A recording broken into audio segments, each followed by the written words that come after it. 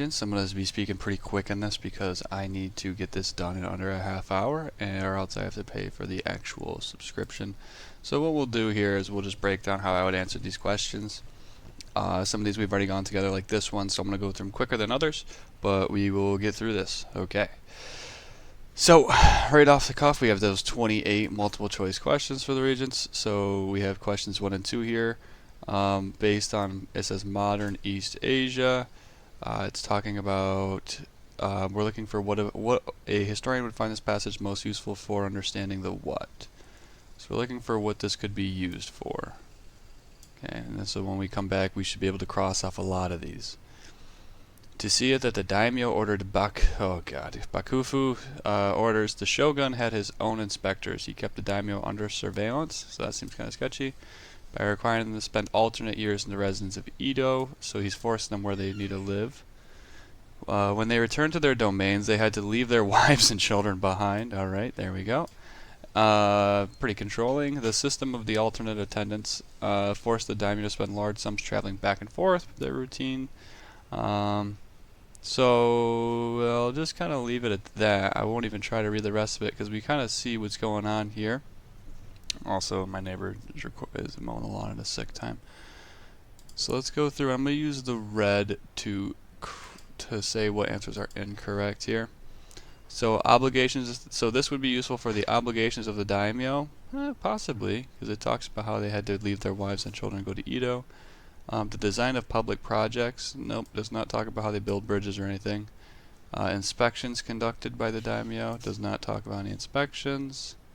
Foreign policy concerns, nope, not at all. So then just by doing that, we know that it is going to be number 1. Which claim can be best supported by the passage? The regulations established by the shogun limited the size of Edo.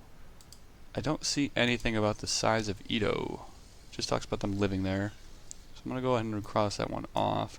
The primary role of the daimyo was keeping the shogun under surveillance. It did say that right there. The shogun has his own inspectors. He kept the daimyo under surveillance, but we talk about the daimyo was under surveillance, so maybe not. So, service to the shogun offered personal sacrifice. Okay, that one is going to be the answer because people had to leave their families behind, which we talk about right here.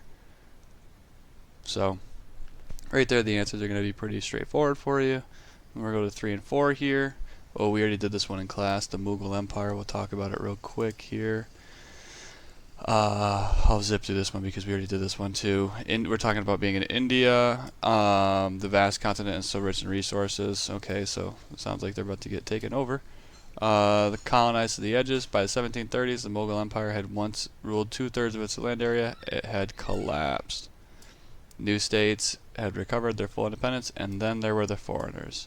So that talks about Portuguese coming in, talks about the French coming in, talks about Great Britain coming in.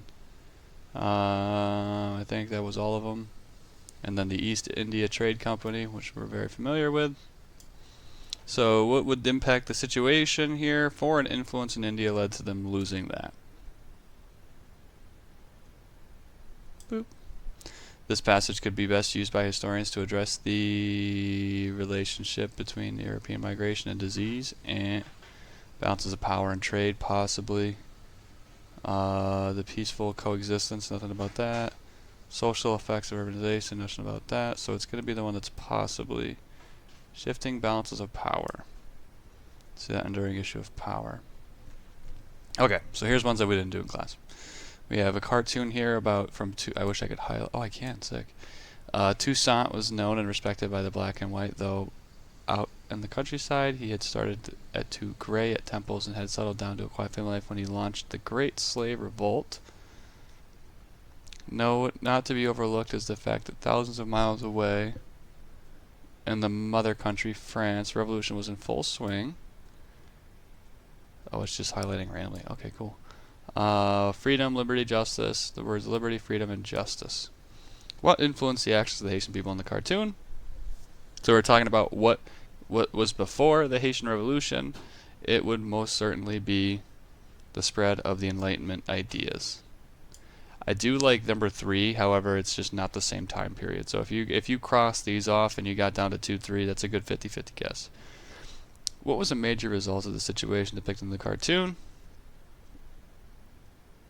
Napoleon formed a Toussaint Louverture led a revolution to win independence. We know that happened, so I'll highlight that one, but we'll check the other answers.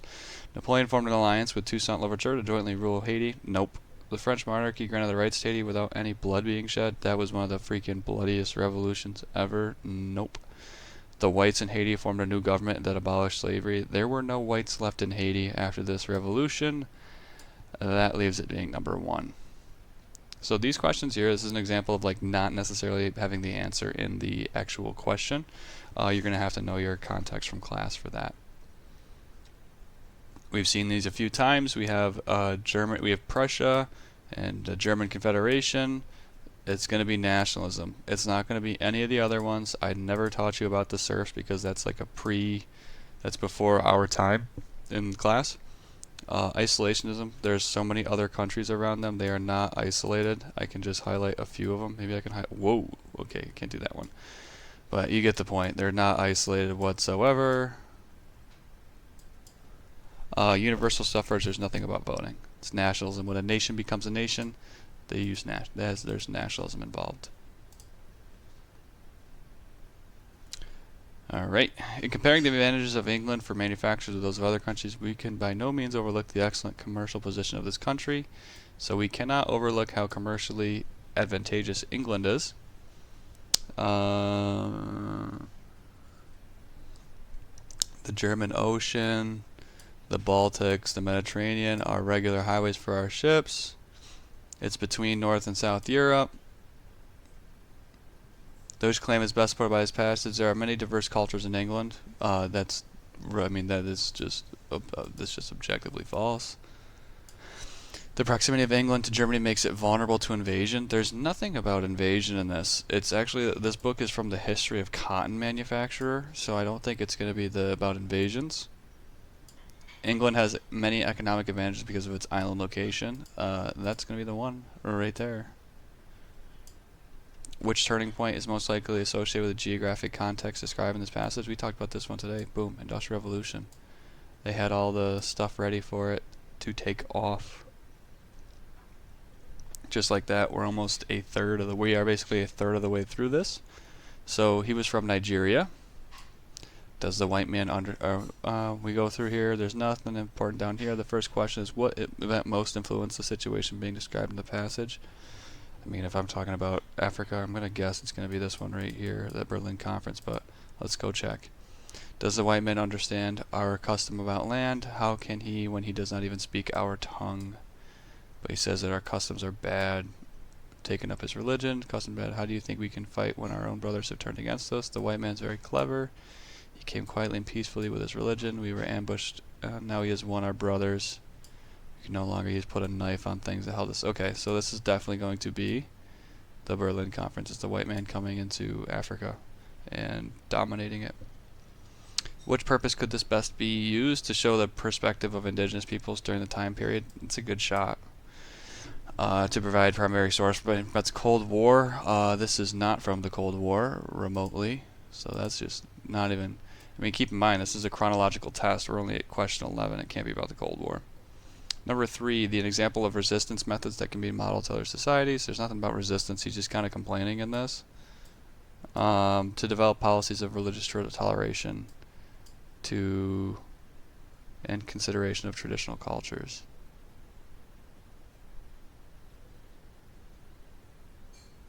It's a good one. To develop policies of religious toleration and consideration of traditional cultures to show the perspective during the time period. I would say it's going to be 4, actually. The reason why I'm going to say it's going to be 4, and I'll double check that my answer is right at the end. But that's a tough one. That's a 50-50 for sure. The reason why I'd say it's 4 is because he said that some of them had turned up against him. So like he says our custom, he came peacefully with his religion. We were musical to say now he has won our brothers. So like some people's perspective is going to be different than his perspective. So I'll say 4. Alright, we see here the physical representation of alliances. Serbia is right there. We got Austria, Russia, Germany, France, England, and then the U.S. is going to be way over here just watching and having an okay time. Which event occurred as a result of the situation illustrated in the cartoon? The event that occurs is going to be the assassination of the Archduke Franz Ferdinand.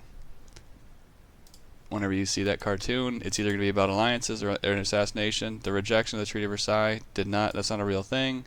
Germany losing the war, I mean, technically it happens as a result. The sinking of ships was not sunk by sunk by France.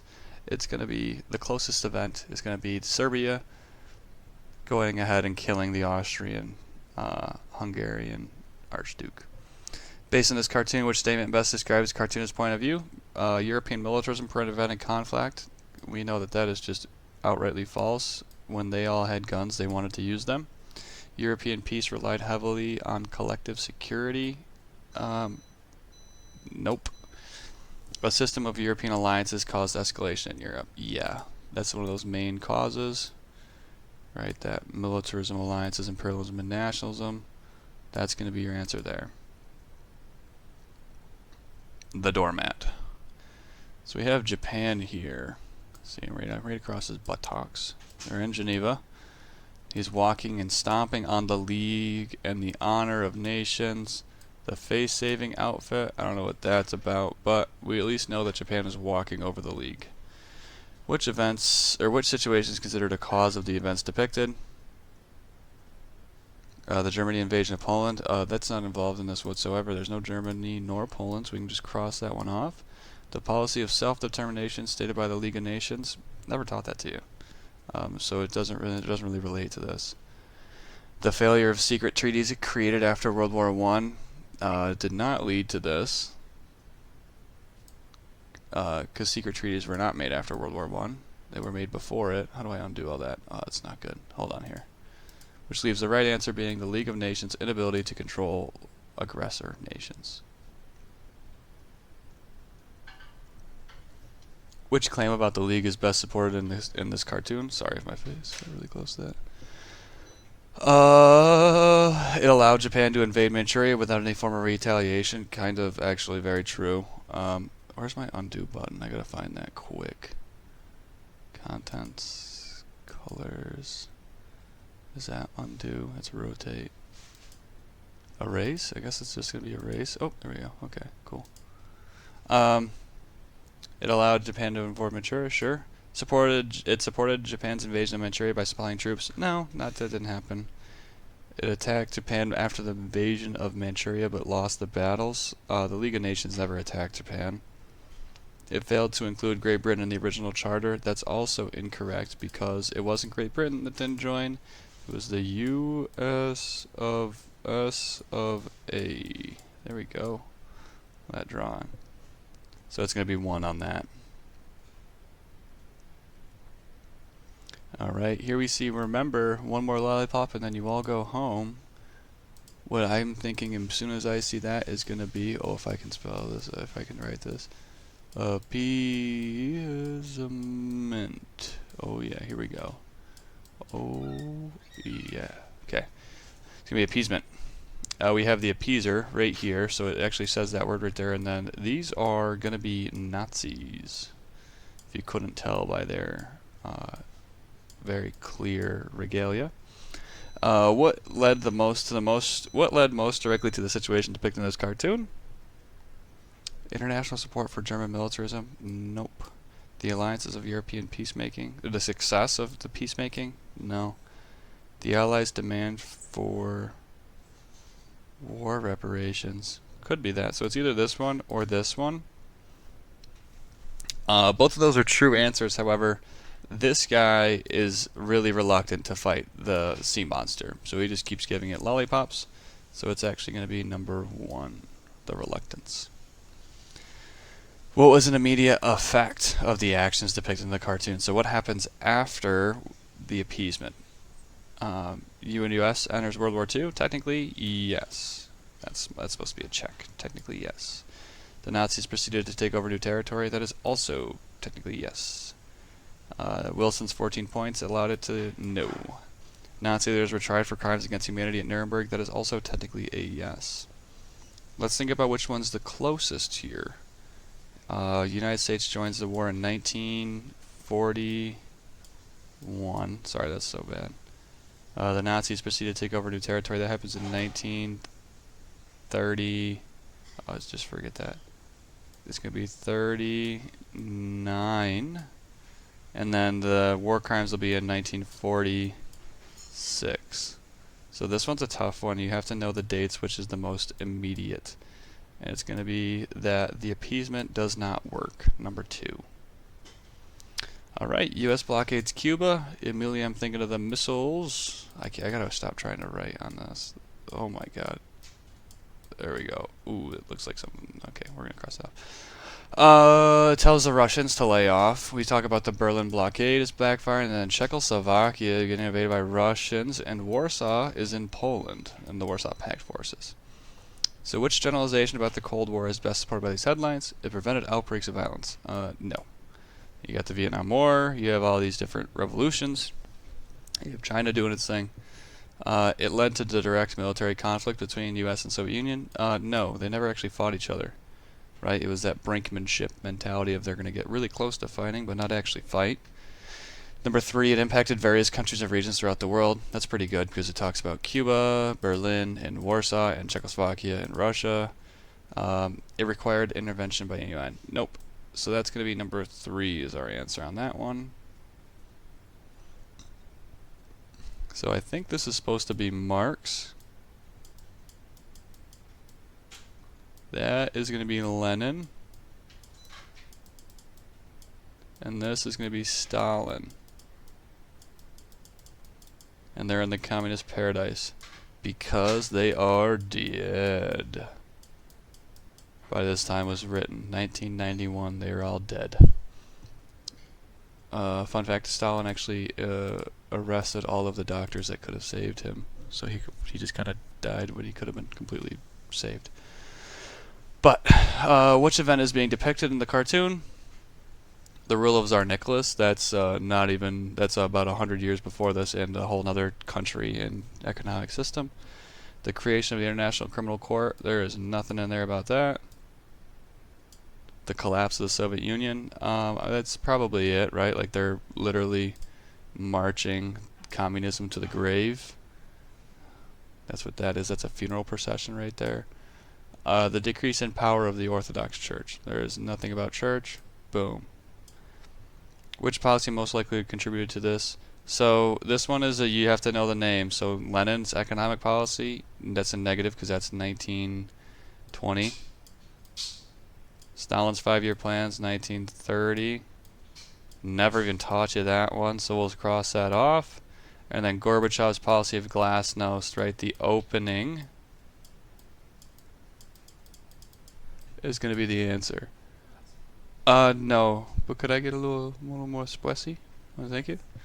It's going to be the opening. So it's going to be number 4, Gorbachev's policy of glasnost. I'll be done in like probably 5 minutes. Which claim is most plausible based on the information of the passage? All right. Looking at Kwame Nkrumah. Didn't really get a lot of time to talk to you about him. It's 1950. So we know it's post World War II. Thank you. Post World War II. And that's when the same time that Gandhi is going on and trying to get independence from India. So I'm going to guess it's going to be related to that.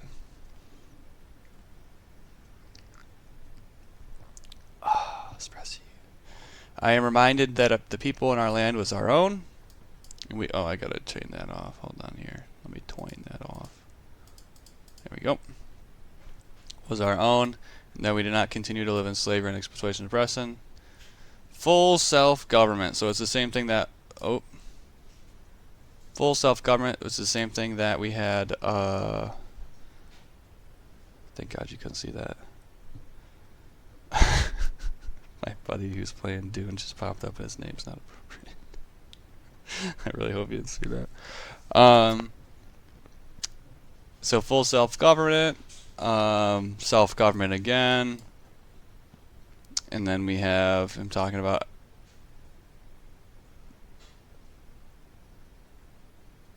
self-government again. So which claim is plausible based on the information? British avoiding diplomacy and dealing with Africans. Kwame wanted independence from Britain. The fact that he said it 3 times, I think that's the key. Which leader used similar methods to this described? That one's going to be Gandhi, because he was the boycotts, application strikes, non-cooperation, and non-violence. So, that's it. What claim about the need to create Pakistan is best supported by this passage? India's partition over the conflict over Kashmir. Okay, so we know that India had the conflict where when Gandhi dies, right? And half of India has to move to Pakistan if they're Muslim, and the rest move to India if they're Hindu. And Hindus and Muslims are, and this is right here what they're saying, Hindus and Muslims belong to 2 different religious philosophies, social customs, and traditions. They don't intermarry nor eat together. They belong to 2 different civilizations. So which claim is supported to explain how Pakistan and India need to be separate? Concerns about the lost shared Muslim tradition should be considered. There is no concern of shared traditions because they don't have shared traditions. Local residents should determine, nothing about that. The cultural identity of Muslims is unique and separate from that of Hindus. Boom. That is going to be the key.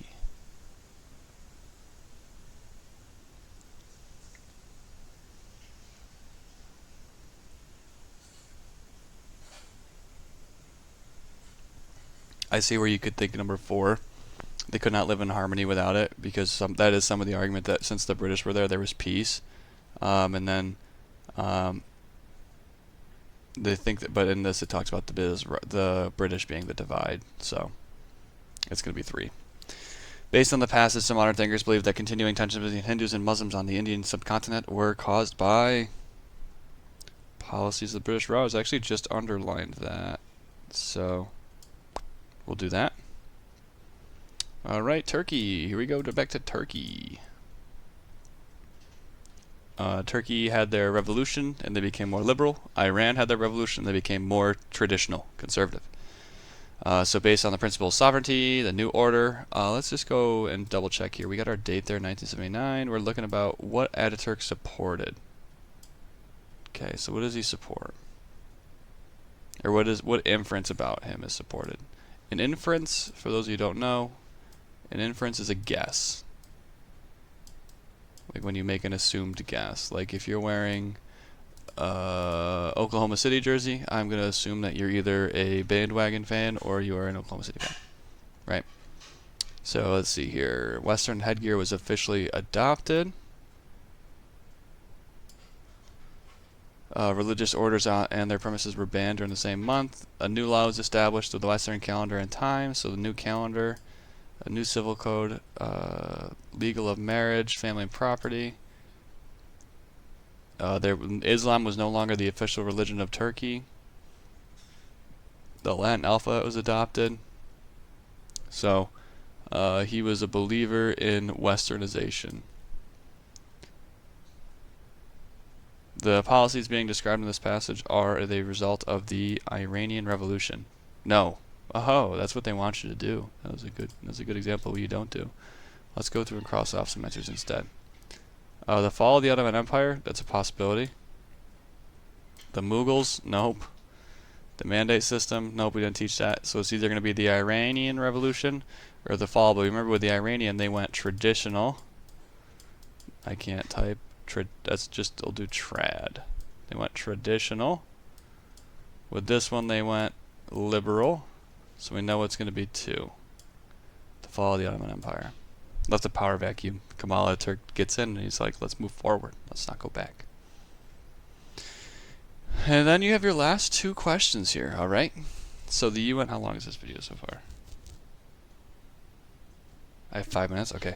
27, which statement best describes the cartoonist's point of view of the UN? So he's locked out these people here, pulled the cord for service, and he has pulled the cord and it is broken. So I'm going to guess that the UN system is broken. It's not that, not walls are effective, and that peacekeeping efforts are supported by many people. It is literally just broken.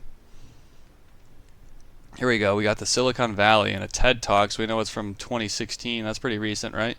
The Arab Spring revealed social media's greatest potential. So we talked about this in class, how these revolutions really kicked off because of the access to recordings and showing how they were successful. So which claim about the internet can be best supported by this article? It is a slower than traditional means of communication. False. It's favored by young urban individuals. Possibly. It is always an accurate source of information. Just categorically false. It can be used to promote different political ideologies. So we have 2 and 4 there. So if you weren't reading, you at least can do that. Let's see here. If you want to liberate a society, all you need is the internet. I was wrong.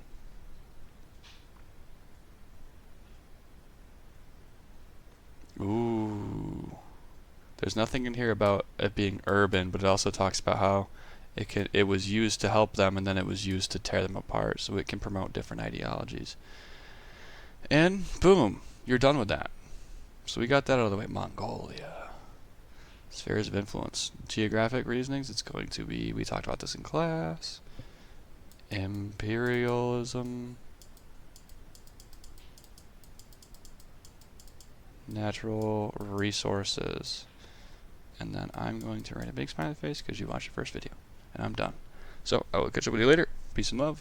Got 2 more to come out.